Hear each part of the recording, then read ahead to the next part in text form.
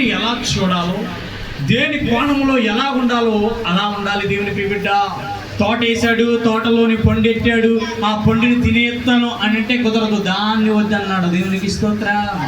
అన్నీ తిను ఏమన్నాడు ఆయన? అన్నీ తిను. దానికి ఒక ప్రత్యేకత ఉన్నది. దాని సమయం వచ్చినప్పుడు నీ చెప్తా దాన్ని ఏం చేయాలన్నది. అంతవరకు దాన్ని నువ్వు టచ్ కూడా, అంతవరకు నువ్వు దాన్ని తినడానికి వీలు లేదు. నా దగ్గర చాలా విషయాలు ఉన్నాయి, నీకు నేర్పిస్తాను, నేర్చుకో అన్నాడు ఆయన. నేర్చుకో. మనిషి నువ్వంటే ఆయనకి చాలా ఇష్టం. ఈ భూమి మీద ఎవరిని ఇష్టపడ్డాడు. అందుకే అతను తిట్టినా కొట్టినా రివర్స్లో ఏమి అనడు. మన పిల్లలు చూడండి, మనల్ని బాధేస్తూ ఉంటారు. కొన్ని సమయం బాధేస్తూ ఉంటే మనం ఏమన్నా అంటావా తిరిగి? ఏమనం? ఎందుకో తెలుసా? మన పిల్లలంటే మనకంత ఇష్టం. యేసయ్యని ఎన్ని చిత్రహింసలు పెట్టినా, ఆయన ప్రాణము తీసినా రివర్స్లో ఏమి కూడా అనడు. ఎందుకంటే అంత ఇష్టమైనటువంటి వారమ్మా. అందుకే నీకు ఈరోజు ఒక ప్రత్యేకమైనటువంటి దినముగా బల్లారాధనగా నీకు దేవుడు ఇచ్చి ఉన్నాడు అని అంటే, బల్లారాధన ఎందుకు ఇచ్చాడు? ఎందుకు నీకు ఈ యొక్క మరి పద్ధతిని పాటించమన్నాడు దేవుడు? ఈ సమస్తంలో దీన్ని ఒకటి ఎందుకు చేశాడు అంటే, దేవుని ప్రియబిడ్డ, నువ్వు చేస్తున్న పొరపాట్లు ఎప్పటికప్పుడే పొరపాట్లు చేసుకుంటూ పోతావు కాబట్టి వాటి నుంచి సరి చేసుకోవడానికి ఇదొక మోరలో నీకు. దేవునికి స్తోత్రం. హల్లెలూయా. ఇదొక మోరలో నీకు సరి చేసుకోవడానికి. దేవుని భక్తి తెలిసిన వాడు, దేవుని యందు విశ్వాసం ఉంచిన వారు ఎప్పుడు కూడా దేవుడి పట్ల ప్రత్యేక సద్భావం కలిగి ఉంటారు. వారి గుణలక్షణాలు వేరుగా ఉంటాయి, వారి యొక్క తీరు వేరుగా ఉంటుంది, వారి నడవడికి వేరుగా ఉంటుంది, వారి మాట తీరు వేరుగా ఉంటుంది. ప్రియమైనటువంటి వారులారా, నీ కోసం చేసిన ఈ సృష్టిలో దేన్ని అనుభవించాలో, దేన్ని అనుభవించకూడదు దేవుడు నీకు ప్రత్యేకంగా చెప్పి ఉన్నాడు. ప్రత్యేకంగా చెప్పున్నప్పుడు, నేను తింటానండి గన్నేరు పప్పు, ఏమైంది అని అన్నావు అనుకో, మరి అప్పుడు అక్కడ నువ్వు ఇంకో ప్రశ్న వేయొచ్చు, గన్నేరు పప్పు ఎందుకు తినకూడదు? మరి దేవుడు ఎందుకు నియమించాడు తినకూడదు అన్నప్పుడు? దాన్ని ఎందుకు పెట్టాడు? ఎందుకు పెట్టాడు దాన్ని? అసలు దాని ఉపయోగం ఏంటి? దానికి దేవుడి దగ్గర దానికి ఒక కారణం కూడా ఉంటుంది. దాని ద్వారా కొన్ని మెడిసిన్స్ కూడా నీకు తయారవుతాయి. బిడ్డ, ప్రతి దానికి కూడా దేవుడు చేసింది ఇది ఎందుకు అని అనడానికి లేదు. నువ్వు ఇది ఎందుకు చేశాడు, ఇది ఎందుకు పెట్టాడు, ఇది ఎందుకు వచ్చింది అని నువ్వు ప్రశ్నించడానికి లేదు. దేవుడు చేసిన దాన్ని అనుభవించుకుంటూ ఏది చెయ్యాలో ఏది చేయకూడదో ఆల్రెడీ మన పితరులకు చెప్తే వాళ్ళు చెప్పుకుంటూ వచ్చి మన వరకు వచ్చింది ఆ విషయం. అవునంటారా కాదంటారా? అవునా? దేవునికి స్తోత్రం. హల్లెలూయా. మాకు ఎందుకంటే పాస్టర్ గారు తొందరగా ముగిస్తే వెళ్ళిపోతాం. ఈ సృష్టి గురించి మాకెందుకు ఈ గోళ? మా ఊరు ఉంది, మా ఊర్లో మేము జీవిస్తున్నాం, రోజు భూమి ఉందో తింటున్నాం. అదేనా మన జీవితం? అదేనండి. ఈరోజు దేవుని నమ్ముకొని కొద్దో గొప్ప సమాజంలోని బ్రతకడం నేర్చుకుంటున్న వాళ్ళు కొంతమంది మాత్రమే ఉన్నారు. మిగతా వాళ్ళందరూ కూడా అదంతా మనకు సంబంధం లేదండి. పొద్దున్నే లేచానా, ఏదో పనికి వెళ్ళిపోయినా, తెచ్చుకున్నానా, తిన్నానా, పనుకున్నానా, తెల్లారిందా, మళ్ళీ ఎదురు చేసుకున్నానా, ఈ జీవనం అలా కొనసాగితే చెప్పిపోద్ది.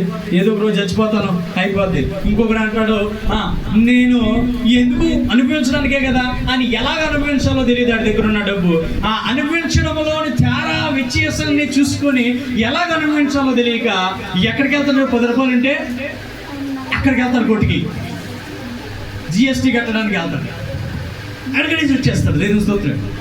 హల్లెలూయా. అక్కడ డబ్బులు కట్టి అనారోగ్యం తెచ్చుకొని తీరా కొంతమంది ఎలా ఉంటారండి, అనారోగ్యం వచ్చిన తర్వాత హాస్పిటల్కి వెళ్ళాలంటే వెళ్ళరు. అక్కడ 200 కూడా బాధపడిపోతారు. ఇక్కడ నువ్వు 500 ఇచ్చి 800 ఇచ్చి బాటిల్ కొనుక్కుంటున్నా కానీ అక్కడికి వెళ్ళి 200 ఇచ్చి వైద్యం చేయించుకో. 200 అయిపోయిందా? అక్కడ ఎందుకు అడగ 800 అయిపోయిందా బాటిల్ అని? అంటే పాడు చేసుకున్న దానికి ఎంతైనా ఖర్చు పెడతావు, బాగు చేసేదానికి రూపాయి పెట్టడానికి ఇబ్బంది పడతావు. ఇది మన యొక్క గుణ లక్షణం. దేవునికి స్తోత్రం. బిడ్డ, దేవుడు నియమించినటువంటి ఈ భూమిలో ఉన్న మనము ఎలా బ్రతుకుతున్నాము, ఎలా జీవిస్తున్నాము, కొద్ది కాల జీవితము, కొద్ది కాల మన బ్రతుకు, ఉన్నటువంటి తక్కువ కాల జీవితాన్ని ఎలా బ్రతుకుతున్నాం. హల్లెలూయా, దేవునికి స్తోత్రం. మంచిగా బ్రతికినా సరే బాధేనండి పాస్టర్ గారు, మీరు అలా చెప్తారు కానీ ఎవరో ఒకరు ఏడుతూనే ఉంటారండి మా మీద. అదే కదా మీ గోళ. పెద్దగా ఏమైనా ఉందా గోళ? ఏమండి పాస్టర్ గారు మీరు మైకెట్టుకొని ఏది చెప్పమని చెప్పేస్తారు కానీ బాగా బతికినా ఏడుతున్నారండి మా మీద అంటే, ఏడవని నీకేంటి, నువ్వు బాగా బతుకుతున్నావుగా, బాగా జీవిస్తున్నావుగా, బాగా వెళ్తున్నావుగా, ఏడ్చేవాడు గోళ నీకెందుకు? ఏడితే ఏడవని, ఏడితే కన్నీరేగా వస్తుంది, అంతకంటే ఏమన్నా వస్తాయో చెప్పు. నువ్వు ఎలా ఉండాలి, నువ్వెలా బ్రతకాలి. ఒకవేళ ఈ యొక్క యోమంలో, ఈ యొక్క క్రమంలో నువ్వు ఒకవేళ మరణించినా, ఇప్పుడు అందరూ మనుషులు చంపే వాళ్ళే తయారయ్యారు, మనుషులు బ్రతికించే వాళ్ళు తక్కువగా ఉన్నారు. ఏం చేసేవాళ్ళండి? మనుషుల్ని చంపే వాళ్ళు ఎక్కువైపోయారు. ఒకవేళ ఈ క్రమంలో నువ్వు చనిపోయినా హ్యాపీగా చనిపో. నీ యేసయ్యకి నువ్వు ఎంతో ఇష్టమైన వ్యక్తివి, అక్కడ హ్యాపీగా ఉండొచ్చు. దేవునికి స్తోత్రం. నిన్నెవరు కొట్టినా చంపినా చచ్చిపో. చంపేవాళ్ళే. ఈ రోడ్డు మీదకి వెళ్తే సాయంత్రం అయ్యేసరికి మళ్ళీ తిరిగి వస్తామో లేదో తెలియదు.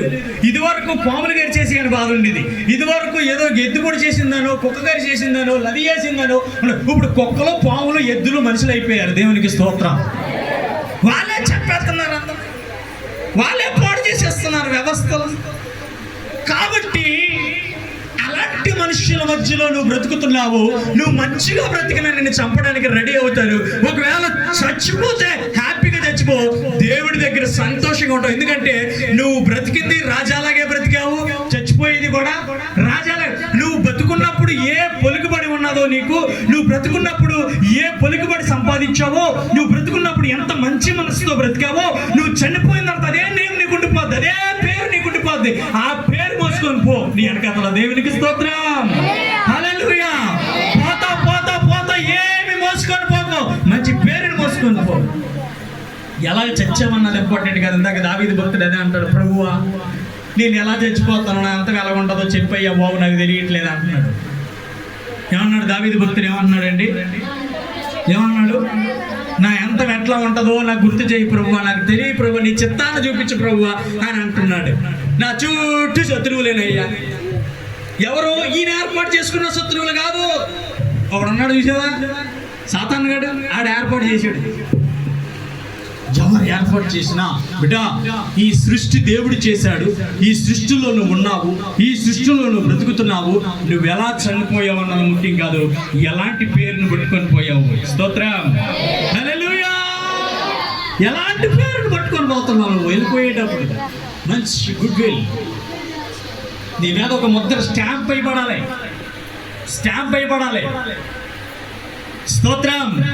హల్లెలూయా.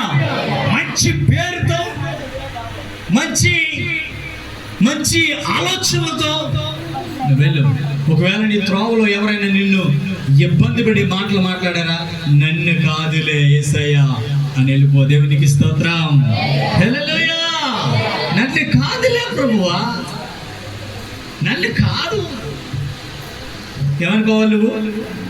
నన్ను కాదు అని అని అని అని పిచ్చొచ్చేసి తల పీకేసుకొని, బీపీ షుగర్ తెచ్చేసుకొని, అనారోగ్యం తెచ్చేసుకొని వారు నీ కళ్ళ ముందు మంచం మీద పడతారో ఆ రోజు నువ్వేమనుకుంటావో తెలుసా? ఆ రోజు నేను నన్ను కాదని వెళ్ళిపోవడం వల్ల ఈ రోజు అలాగా గతి పెట్టింది. స్తోత్రం.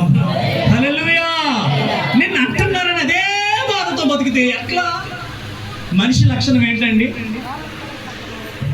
ఆనందంగా వచ్చి నిన్ను ఆదరించిన వాళ్ళ గురించి ఆలోచన ఉండదు కానీ, 100లో ఒక్కడు నిన్ను ఏమన్నా అన్నారనుకో, అన్నారా అన్నారు. రాత్రులు పగలు అదే నిద్రట్లు నిద్రబాబు.